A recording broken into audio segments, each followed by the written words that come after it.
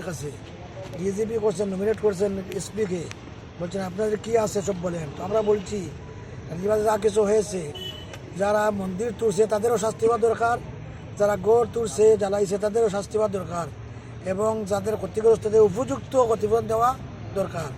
2 নম্বরে এত বড় মামলার মধ্যে তাদের বেল কীভাবে পাইল? বেল তো হওয়ার কথা নয়, বেল কীভাবে পাইল?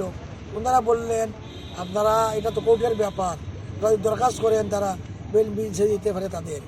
আমাদের কত হিসাবে বেল পায় কীভাবে? এবং এত বড় ঘটনা হওয়ার পরে বেল পাওয়ার তো কথা নয়। তো আমাদের দাবি 3টা।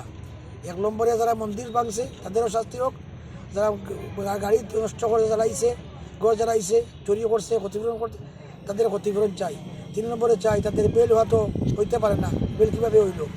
4 নম্বরে বলতেছি আমরা বিভিন্ন জায়গায় মন্দির তুলতে আসে, এবার চলতে তো একটা অশান্তি আসবে, এগুলো যাতে বন্ধ হয়, এইগুলো আমাদের। মাননীয় এসপি কি বলেছে আপনাদের? উনি বলছেন আমরা সঠিকভাবে তদন্ত করতেছি এবং দোষীদেরকে শাস্তি দেওয়ার চিন্তা আমরা করতেছি। আর এটা আপনারা কোর্টের সাথে আপনারা বোঝাপড়া করেন, কোর্ট বেল দিল। আপনার নামটা? মুফতি তৈবুর রহমান, সভাপতি জমিয়তুল মাহিন।